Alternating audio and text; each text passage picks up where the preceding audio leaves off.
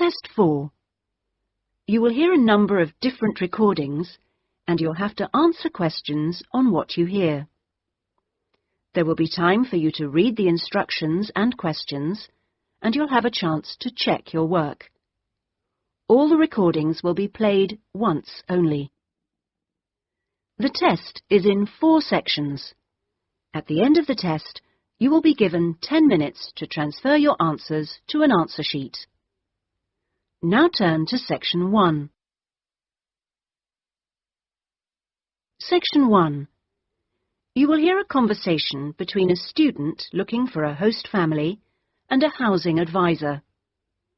First, you have some time to look at questions 1 to 5.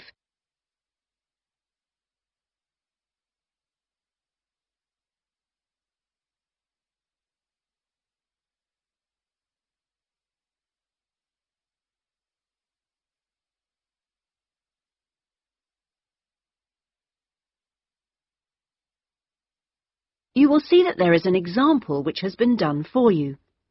On this occasion only, the conversation relating to this will be played first. Good morning. How can I help you? Good morning. I understand you help fix up students with host families. That's right. Are you interested in... Yes. Well, please sit down and I'll just take a few details. Thank you. Right. Now, what name is it? Jenny Chan. Can you spell that, please? Yes. Jenny-Chan.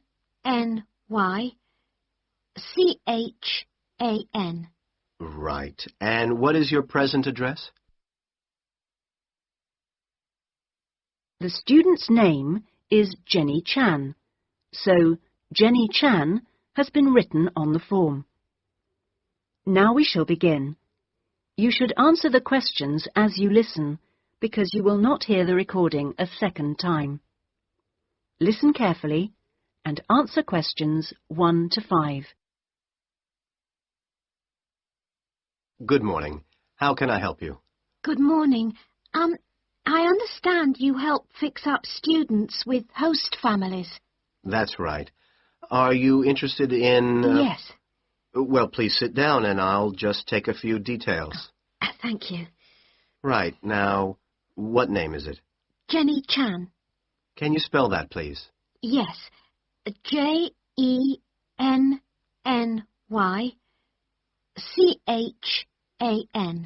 Right. And what is your present address?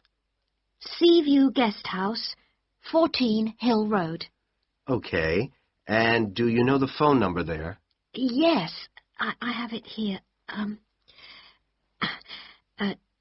2237-676.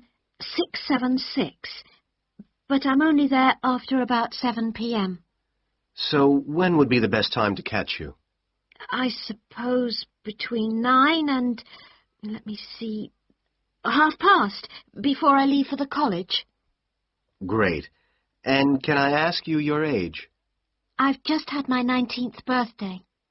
And how long would you want to stay with the host family?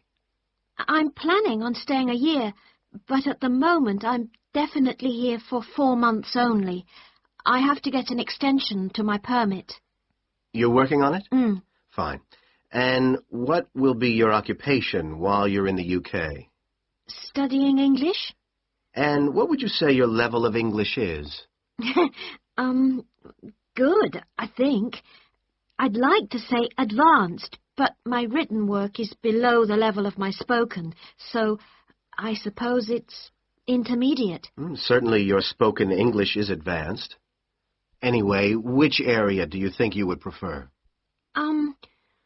Well, I'm studying right in the centre, but I'd really like to live in the northwest. That shouldn't be a great problem. We usually have lots of families up there. Before you hear the rest of the conversation, you have some time to look at questions 6 to 10.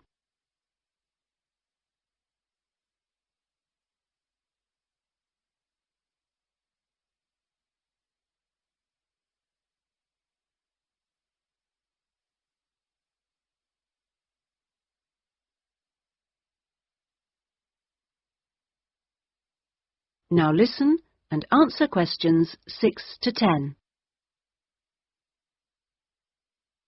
And do you have any particular requirements for diet? Well, I'm nearly a vegetarian. Not quite. Shall I say you are? It's probably easier that way. That would be best. Anything about your actual room? I would prefer my own facilities. En suite, is that right? Mm-hmm. And also, if it's possible, a TV. And I'd also like the house to have a real garden, rather than just a yard. Somewhere I could sit and be peaceful. Is that all? Well, I'm really serious about improving my English, so I'd prefer to be the only guest, if that's possible. No other guests. Yes, you get more practice that way. Anyway, obviously, all this is partly dependent on how much you're willing to pay. What did you have in mind? I was thinking in terms of about 60 to 80 pounds a week, but I'd go up to 100 if it was something special. Well, I don't think we'd have any problems finding something for you. Oh, good. And when would you want it for? I'd like to move in approximately 2 weeks. Let me see. It's the 10th today. So if we go for the Monday, it's the 23rd of March. Yes. Right. Good. And if I could ask one last question. That is the end of section 1. You now have half a minute to check your answers.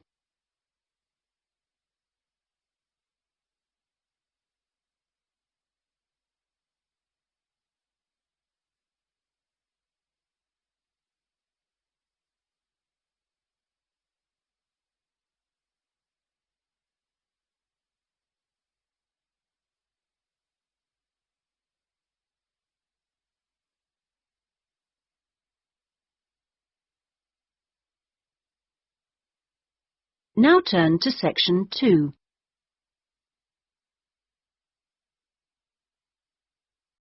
Section 2. You will hear a speech by an official at a meeting of a local football club at the start of a new football season. First, you have some time to look at questions 11 to 17.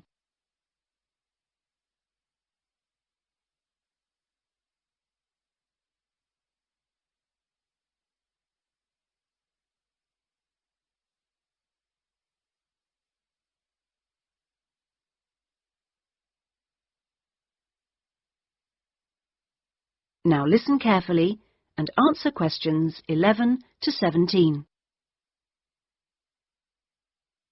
Good evening, everyone, and thank you for coming to the soccer club meeting.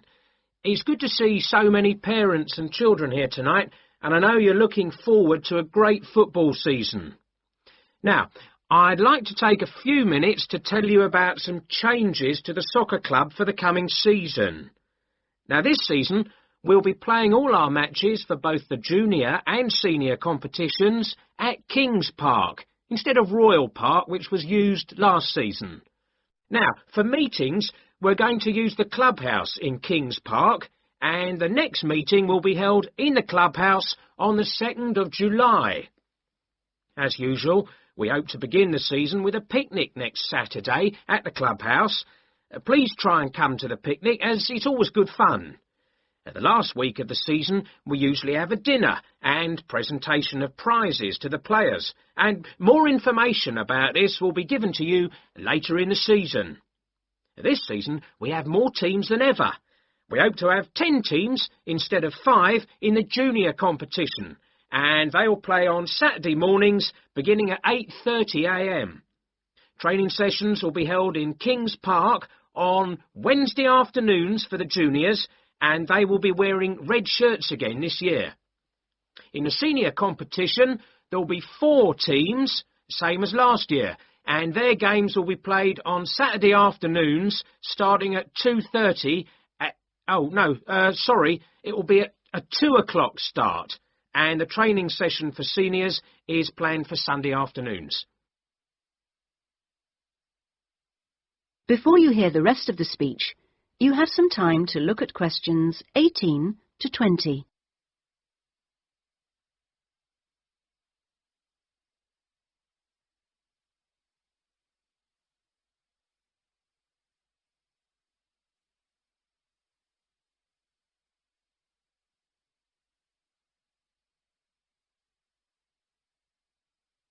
Now listen and answer questions 18 to 20.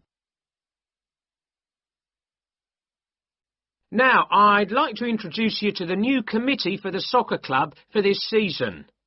Firstly, let me welcome Robert Young, the new president, who will manage the meetings for the next 2 years.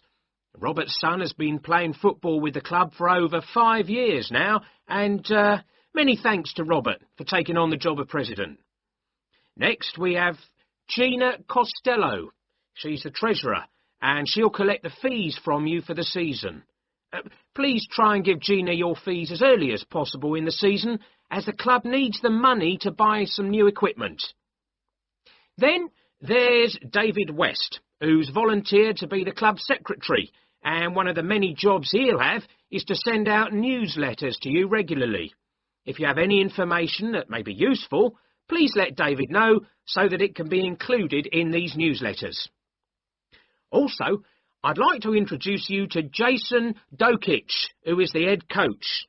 For all the new members here tonight, this is the 3rd year that Jason has been with us as head coach, and we're very lucky to have such an experienced coach and former player at our club. He will continue to supervise the teams at training sessions and on match days. Now, before we finish and have some refreshments, does anyone have any questions they'd like to ask the new committee? That is the end of section 2. You now have half a minute to check your answers.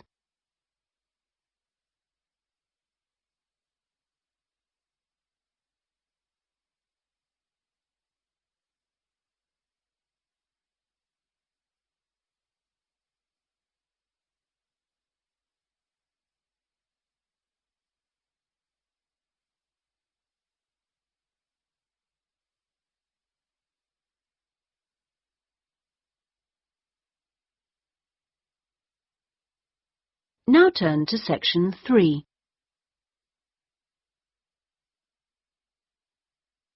Section 3. You will hear a tutor and 2 students discussing a business case study. First, you have some time to look at questions 21 to 24.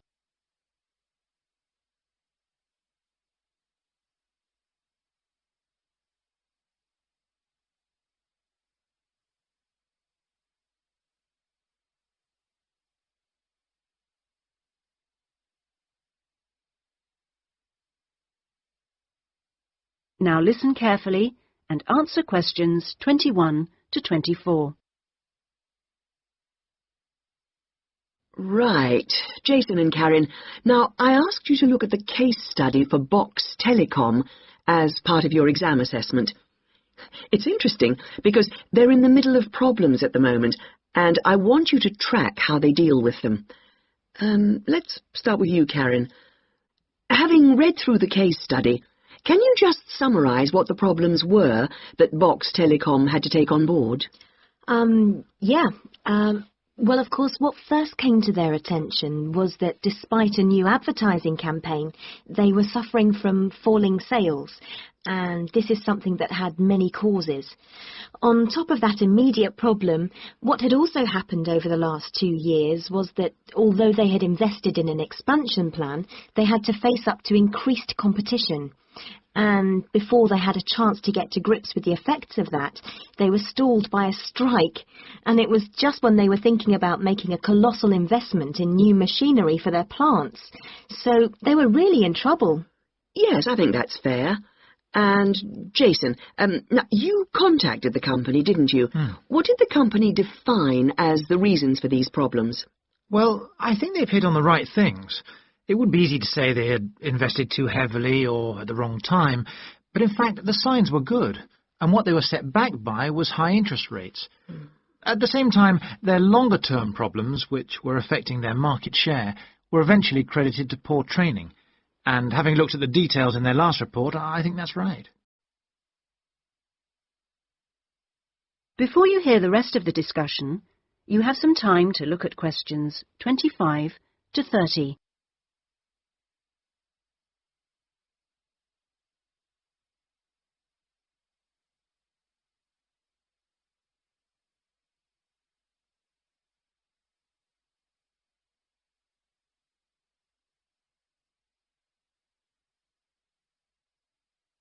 Now listen and answer questions 25 to 30. So, on to the larger issues then. Karen, what do you think the company will do? Well, obviously they have the choice of accepting the very favourable terms that another company, KMG plc, have given them to buy them out. That would mean creating a new company with a new image. Or they could decide on a bolder move and offer some new shares if they wanted. But I think they're much more cautious than that and expect they will start trying to find individuals who'd be prepared to back them with some of the capital they need. Well, you mustn't always assume that dramatic problems require dramatic solutions. Sometimes there's a simple fix, such as changing the guy at the top. If they truly are cautious, then I suspect they will seek to shut down some of their shops.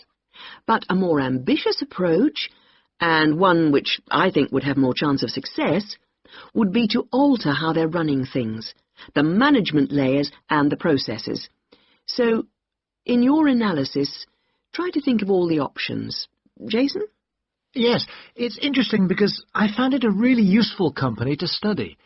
Its problems cross all types of industries, and it's lucky it's so big. A smaller or even medium-sized company would have gone under by now. Ah, well, in fact, what I want you two to do is to go away when we've finished our discussion today and write a report.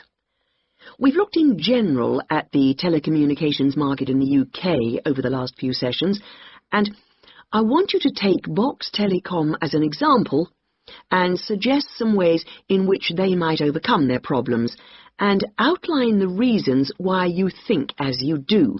But try and keep it intrinsic to the company rather than dragging in other examples. Is that okay, Karen? Yes, I think I can do that. Personally, I've got great hopes for it. I think it will recover. That advertising campaign they did was very strong, and they're very innovative with their products. They set new trends. The company's got to recover, don't you think, Jason? I'm not sure. I think it can, but it's not a foregone conclusion unless they manage to attract the right level of investment.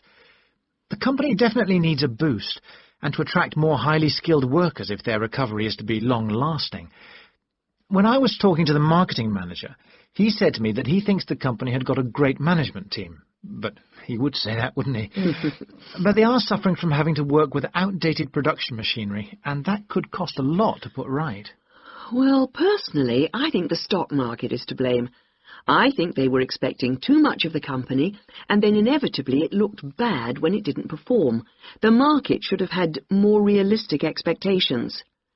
And I disagree with you about the advertising campaign, Karen.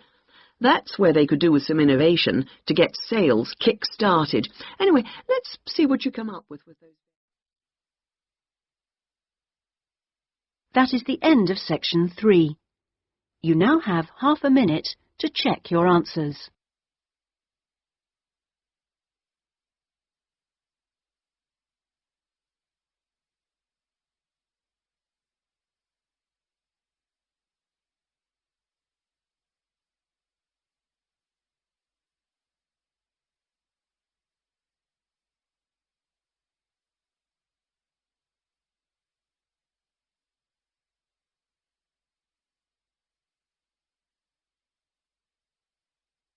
Now turn to section 4.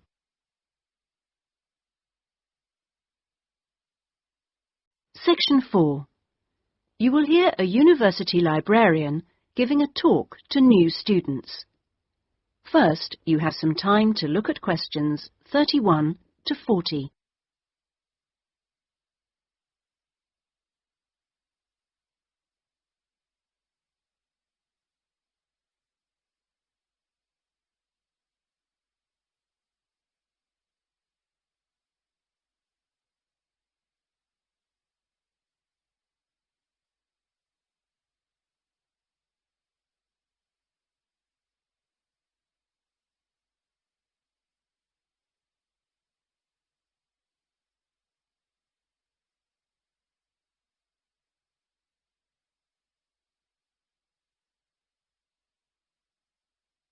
Now listen carefully and answer questions 31 to 40. Okay, are you all settled? Well, first of all, welcome to Cardiff University. I'm here to explain what we can offer you.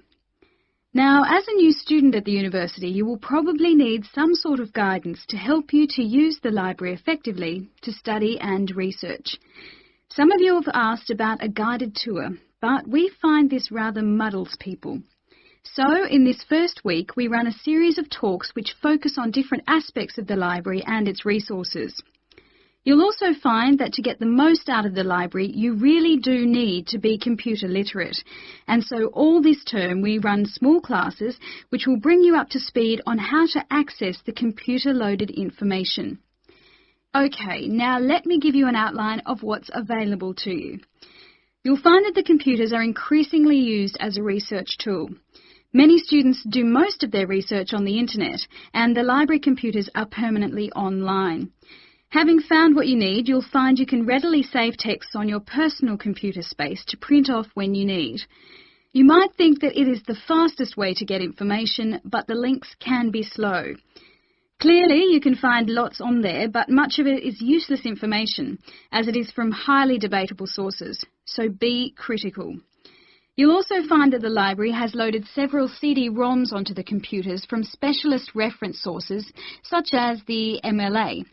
It means we can expand what we offer you at very little extra cost and saves us having to invest in more and more books. The CD-ROMs contain exactly the same information as the reference books, as the two are updated together. Now, most of you will need to refer to journal articles in your work, and you'll find you can also access these online, and we encourage you to do so. Clearly, some of you will find the printed version more accessible as it sits on the shelves, but I'm afraid the intention is to phase these out eventually. However, you will still be able to print off a version of the text rather than photocopying the journal pages. So you must get used to working online.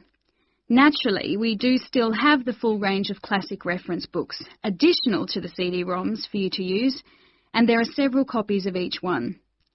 This is because some of you may prefer to borrow a book rather than sit in the library. There is a restricted loan time on these, so that they are not missing from the shelves for too long. Although there is a section manager for each part of the library, they are very busy, and so if you do get stuck looking for things, you should ask the relevant cataloguing assistant. As your training supervisor, I just oversee your induction and will not be around after this initial week.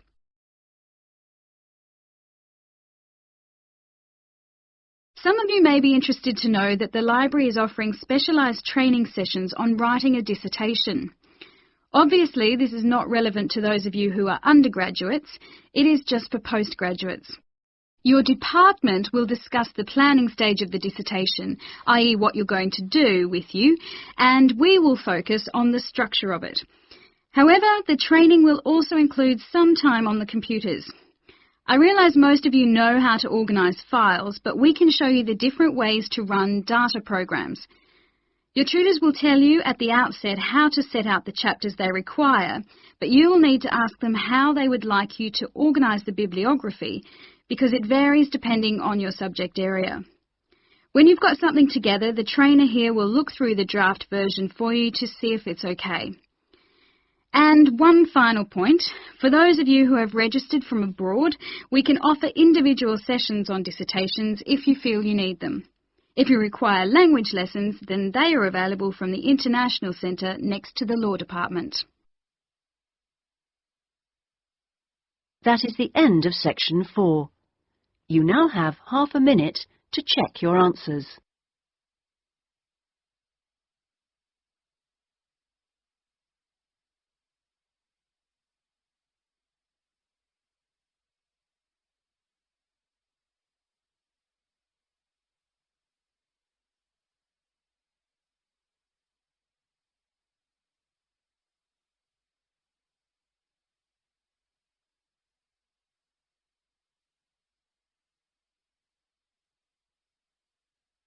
That is the end of the listening test. In the IELTS test, you would now have 10 minutes to transfer your answers to the listening answer sheet.